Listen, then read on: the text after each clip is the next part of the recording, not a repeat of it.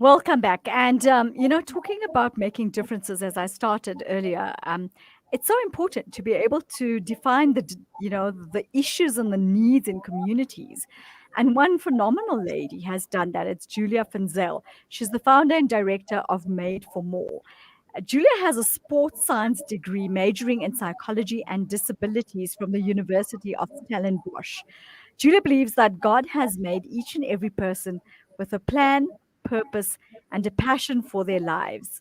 There at Made for More, their job is to, of course, define the privileges and potentials of people and bring it to the fore, and it's especially people with disabilities. So, very good morning to you, and thank you so much for joining me on the show, Julia. It's such a pleasure having you on this morning. Morning, Nafisa. Thank you so much. Absolute privilege to be here. Yeah, and let's talk about firstly yourself. It's phenomenal to see that, majoring in psychology, having the sports science degree, you decided to use it for a deeper purpose, and I think that's what's so phenomenal about it. So, talk us through your little journey. Yes, so grew up on the South Coast, very sports mad family. Then went on to Stellenbosch to study sports science, and really just came alive when working with people with disabilities and injuries, and I was just so intrigued by it. So from a personal perspective, I really felt my purpose and my heart come alive working in that space. And just seeing the need, the need that people with disabilities are often outcasts and not included, or don't have access to sport, don't have access to education, don't have access to the beach. And I thought, how can I be a part of this change? These people are incredible. Like they've got so much to give this world. How can we walk a journey with them and pull out the gold, that's in all of us, really. I find this so phenomenal. Reason being because a lot of the times, and I say this time and again, that people that are suffering with disabilities, in many instances, and should we say most of the time, are literally cocooned off from society, and so are their families. There's no integration because I think there's lack of communication and understanding with how they are and how they can be, and I think. I was very excited to have this conversation with you this morning. Reason being, as because you're one of those very few people that has defined such an important need and has started bridging that gap with communities where we can start integrating with each other and helping these people, and also creating that communication where we start understanding each other and start integrating these kinds of people into society so that they can live as much a normal life as possible. Absolutely. I mean, if you think about it, 15% of the world has a disability. And if we are not including these people, then shame on us. We're missing out. We're missing out on so much of humanity and so much of what God has to show us through these people. So I think, as you say, just integration is so key. That is so true. Talk to me about Made for More, and of course the inception of Made for More. I think the title itself says a lot. Yes, so I was actually, so after university, I worked in a special needs school. And, I saw that, it's so much more than just education and sport and going through a system, but that these people needed to be seen and known more holistically. What's going on in your heart? What do you want to be when you grow up? How can we walk a journey with you? How can we partner with you and see you thrive physically, emotionally, spiritually, mentally? And that's really where the heart of Made for More came alive. I was walking a journey with one of the kids at the school, and we introduced him to hand cycling. And I just watched as this kid who was downcast. He was a double amputee, so he had lost his legs about 2 years before I met him, Sure. and downcast and very depressed. And we introduced him to sport and just watched how this kid's narrative just changed, and he had purpose, and he was growing in strength physically and emotionally and spiritually, and he ended up riding the Amashova just with his arms, with Wow. 104 Ks, and just what that gave him. And I thought, while I was journeying with this boy specifically, it can't just stop here. I've got to do more, and now Made for More, since inception in 2016, we now see over 300 people with disabilities in our various Wow. programs. So it's just about the journey and journeying with these beautiful people, and it's such a privilege. And I so relate to you, and I can see this, the smile on your face shows more of the fulfillment that comes out of it. And I must commend you on it. It's an absolutely phenomenal project, and I so relate to it because I think it was a year or two ago that I interviewed a community in our area, and it was phenomenal to see that they came up with the concept. And this is what I love about what you're doing, is creating, should we say, bridging the gaps in communication through sport, because there's nothing like it. Where a particular community went out, got normal kids and kids with disabilities to actually play a game of soccer just for the fun of it, not having to win or anything like that. And I stood there and I was actually blown away. It was totally phenomenal to see the reactions on the people's faces, because like I said, they're so cocooned from society, and here's a normal child running with a child in a wheelchair, trying to get him to get to that ball so that at least he could get some form of fulfillment to say, I managed to do it. um, and it was amazing to see the type of communication, because as we know, I mean, young kids, they're quite innocent. And I think it's us as adults to blame, because we don't create that bridging of that gap, as we said earlier, where we make them understand that these kids can try to be as normal as possible. Unfortunately, they do have some setbacks, but it's how we learn to be able to understand them with those setbacks and start communicating with them. And this is and it was amazing also to see the, should we say, the change in the environment with the parents, because they're so stuck in their own environment, not knowing how to integrate themselves due to the fact that their kids are looked at, should we say, in a very different light, in inverted commas. And I think this is where we come in, and where you come in, is to be able to educate and create that awareness as such. Absolutely. I think there's obviously the illusion that someone with a disability is less than, or can do less than me. And that's not true. When we're engaged and when we see, how incredible these people are, we're blown away. I mean, one example that I can think of is, I've got a friend who's a quadriplegic, and we play a game called bocce, which is a Paralympic sport. And he uses his mouth and a ramp to propel the ball, and I use my hand. And we're playing the same sport, yet he's beating me, Wow. and it just shows you that, regardless of our abilities, we get to experience something together. And it basically comes down to skill and planning and, just essentially being together and journeying together in that space. Yes, and I agree with you. Let's talk about the 11 incredible people heading to California. I think that was something for me that really stood out for one reason. As I said, people with disabilities are not given enough of that attention and that chances to be able to bring out the best of their potentials, because they do have it. And I think a lot of the time there's this misconception that the person has a disability, and that's where it stops. And I think, that's often the case, especially with people that acquire injuries or acquire disabilities through car accidents or whatever the case is. They often think, okay, I can't surf now, or I can't do anything now.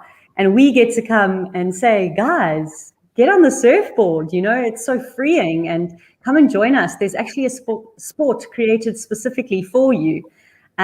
So adaptive surfing, also known as parasurfing, is something that is huge on Made for More's hearts. So we run the South African Adaptive Surfing Championships as well. And we have an amazing crew of surfers. And as you mentioned earlier, a lot of those surfers have made the SA parasurfing side. So really, really excited. And, you know, it's people that are in high economic classes and low. And, you know, it's just such a beautifully diverse team. You know, for example, we have little Miss Aloluto Shoba, who is from a rural informal settlement in Claremont, who is now going to get her first passport and first visa and go on her first airplane flight. So it's literally Wow. you get to be a part of these life-changing stories, and these guys get to wear the green and gold and represent their country, which is it's just so great. Yeah, and I think it's all, I agree with you. It's definitely very life changing. I mean, to be able to wear that and wear it so proudly, knowing that, they've actually achieved something irrespective of the challenges that they face every single day. Absolutely, absolutely.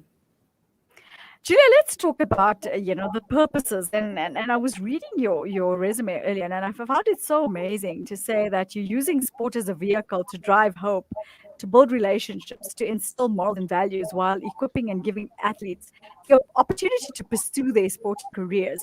So, Made for More is not just there for an outlet for disabled people to be able to go and do sport, but it has many a purpose with it. So basically, it's a holistic thing where you're trying to, of course, make them understand that they do have value to themselves, and equipping them with all the necessary tools to be able to go out in society and deal with the everyday woes that they face.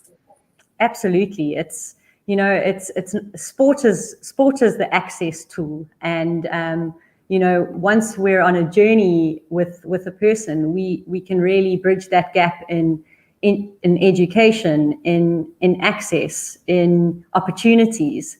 And I think that's what's so beautiful. And we can walk a journey, if someone is needing counseling to process their disability, we can offer that platform. So we really do want to just come alongside people.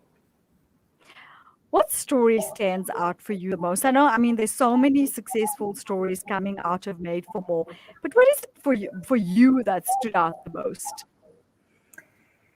Sure. I think probably it would be Sabelo and Gema. So he is a boy with albinism who lives in rural Ashawi. And he has been in our programs since 2016, since inception. So has been, to our sports camps, our life groups, our leadership camps. He then, through that connection, started surfing. He actually learned how to surf before he could swim. And Wow. he then made the South African parasurfing team, the first Zulu to ever make the parasurfing team, and the first in his entire community to get on an aeroplane and represent South Africa. And I mean, that in and of itself is just an amazing story. But more than that, because of the opportunities that he's been afforded, he has become an advocate for Made for More, for disability sport, for mental health. He's been through a counseling course, and we've trained him up through Made for More. And now he is offering his services to his friends with disabilities and his friends in general. So it's just a beautiful picture of a person who is empowered, then going and empowering others, which I think is that's what it's all about. Yeah, I think you took the words out of my mouth, because that's what the show is about, is bringing people like this to the fore to say that irrespective of what they're going through, they can be role models to others, to say that if I can do it, so can you. So define your potential and don't let it stop you from achieving what you want, especially with that positive attitude. I mean, I think during COVID-19, I'm sure you've had many challenges, but have overcome in many directions, from the stories that we're hearing. Yeah, absolutely. I think, with COVID-19, it almost allowed us to see the deeper need, in a sense. We started doing food parcels for our families in informal settlements, and through that, we started developing mental health and exercise therapy curriculums that we could actually take to them, obviously realizing that we couldn't do online stuff with a lot of our beneficiaries. And just the beautiful connection of then digging deeper, not only to the person with the disability, but to the person with the disability and their families. So it's given us a deeper grasp of what's really going on the ground. And then that allowed us to start things like our sustainable farming initiative, where we trained up 17 members of the community with children with disabilities on how to start their own micro farms. And Wow. then we as Made for More go and buy the produce from them and then sell it to the community. So it's a way of, we don't have to give those families food parcels anymore, because we've empowered them to grow their own food and to sell their own food, and to know that they can look after their families. So as much as COVID-19 has changed some things and slowed a few of our projects down, it's really also allowed us to meet the deeper need. I think it's brought out the positive in you. It's brought out the more positive that you've done before. And it goes to show that irrespective of what we're facing, it's having to look at that silver lining and define the needs and then move people forward that way. And I think this is what Made for More has done. From myself and the team, congratulations. You're doing an absolutely phenomenal job of helping those out there, especially with disabilities. And this is something that I've always wanted to tap into, because I thought there was such an importance. And I always say, from a government point of view, it's not given enough attention. And I think we need to start working on that, where we help these people really get out there. Absolutely. I mean, it starts with the one, but it's all dependent on community every time. Relationship is key, and if we can get people around us, because it's not only my vision, and I hope other people will hop on and it'll be our vision. Most definitely. It's about creating that Ubuntu and making South Africans understand that each one of us has potential and we can move each other forward irrespective of the type of disabilities or challenges we face as people. And I think that's what you've made us understand today. What would you like to leave us with this morning? Sure. I think, people first, always people first. And, to not be defined by our disability, but to be defined by who we are and our purpose and who we created to be. Wow. Thank you so much. You've been a true inspiration to us. We would like to follow you on your journey at some point, to see where you're heading to next. And we're looking forward to that. But thank you so much for inspiring us with regard to, should we say, a very pertinent topic that needed to be brought to the fore. So thank you, Julia. And we wish you nothing but the best going forward. Awesome. Thank you, Nafisa. Have a beautiful morning. Cheers. Thank you. Bye-bye. Julia Van Zyl, Made from More, and definitely giving us an inspiration on how to actually look at people with disabilities from a different perspective by defining their potentials and trying to breach that communication gap. And I think that's what it's about. We'll be better South Africans by creating that Ubuntu, by realizing that they're also human beings and they also need interaction as such. And once we do that, we'll be creating better societies. And that's what it's all about. So stay with us. We'll be back with you in a sec.